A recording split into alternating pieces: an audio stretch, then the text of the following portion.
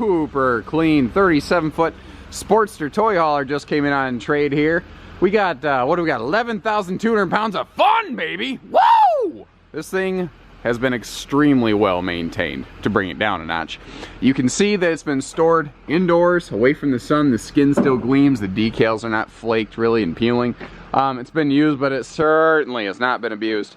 Barn kept, people. That's the #1 best thing you can ever do to any RV, is keep it stored away from the weather. The way RVs are constructed, there's a lot of petroleum-based products. #1 enemy of a petroleum-based product is the sun. So to keep it stored away from the sun is just an amazing thing. They have little anti-critter prevention methods in the RV. Little like mothballs thing in the basement there, but they didn't put them in the living cabin. So it kept the critters out from where they tend to get into without making the living area smell like Grandma's closet. I guess there's nothing wrong with the way Grandma's closet smells. It's just not how you usually want your RV to smell. Very well kept. Like I said, dual opposing living room slide with a full bedroom slide. I noticed an enclosed underbelly. This is a big triaxle too, so it's got good load equalization. That means that you know, you can have a big heavy load back here, or you can have a light load without burying the nose of your truck. It'll kind of give you the best of both worlds that way.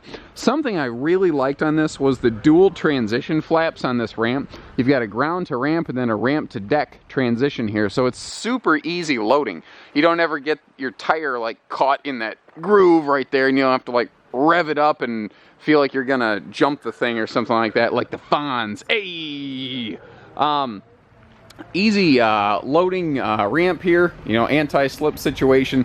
Dovetailed for easier loading. I think I mentioned, I believe I did. 10-foot garage. We got 9 D-rings for good loading there.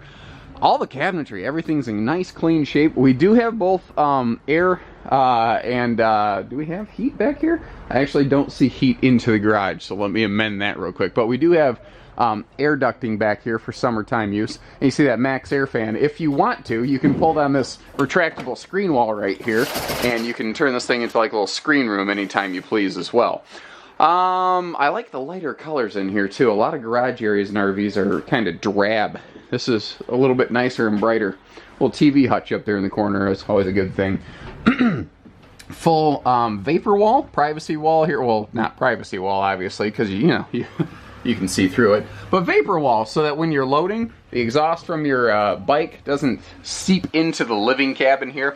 And a very sharp light-dark contrast interior. That's actually something that's super popular in the RV design world right now, is the light-dark contrasting going on.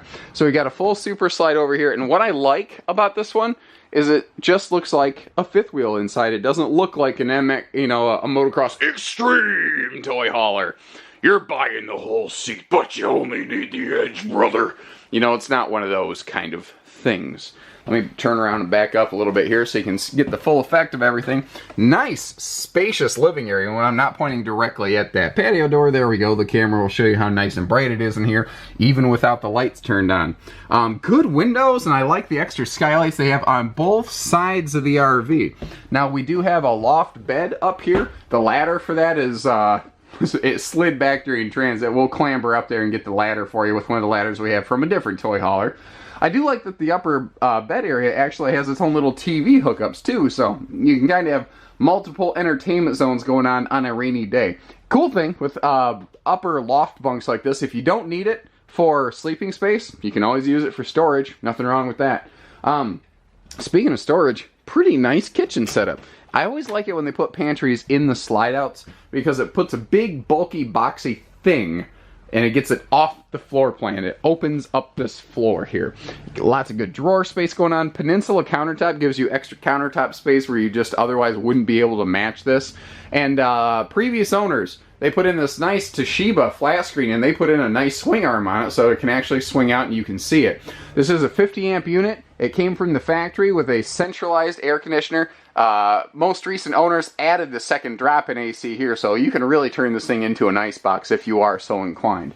Let's move upstairs. I think we kind of covered it here. Holy fluffy mattress, Batman. I know, Robin. You're gonna sleep great. That's a big, thick, comfortable residential mattress here. And that's a 60 by 80 true queen, so you can absolutely crash down for the night and you'll sleep good here. Headboard windows that do open for breeze. Now, something I like is that they extended the bedroom slide a little bit just to add this extra side stand over here in that little cabinet. What that does, though, is it just really opens up the space around the bed and makes it feel not quite so claustrophobic. Great storage space. I love that the dresser also has that little area open in the middle. So if you want to put a little chair or stool up here, you can use it as sort of like a little get-ready vanity station. You could use it like a little office area. This could be kind of a mobile office. Traditional open split bath, and what that does for you is it helps keep the RV about 2.5 feet shorter, which means less money, less weight, but it also gives you just a big wide open upper deck. Man, that rear patio door with all that light's a trick to try to work with on this camera. It also gives you the opportunity for this extra linen storage up here, and there's just no such thing ever as too much storage. You know, common closet, private bathroom area, but this is actually pretty cool. A lot of people look at it and go, oh, I don't know about that, but what it does is it allows somebody to use the bathroom without cutting off half the trailer. You can still get through the whole coach here is a nice thing. So there you have it, guys. Like I said, sharp coach, very sharp coach. I can't find anything wrong with it. When I look at used RVs, I try to look at it as though I were going to buy it. What's the thing that you know, facilitated the previous owners to trade it in? Why didn't they want it anymore? And it's not because it's not in good shape. They were a couple farmers. They had big trucks. They just simply wanted something more for a touring and living situation. They just didn't need a toy hauler. So they swapped her out for a big 38-foot mega giant slide opener. Well, there they go. That's them right there with that giant open range. So, you know, they're hitting the road. They're happy. And that means that you have an opportunity for a very well-kept used toy hauler out here. And a well-kept used toy hauler fifth wheel is about as rare as hen's teeth, as a farmer would say. So, take care, stay safe, have fun, and happy camping, everyone.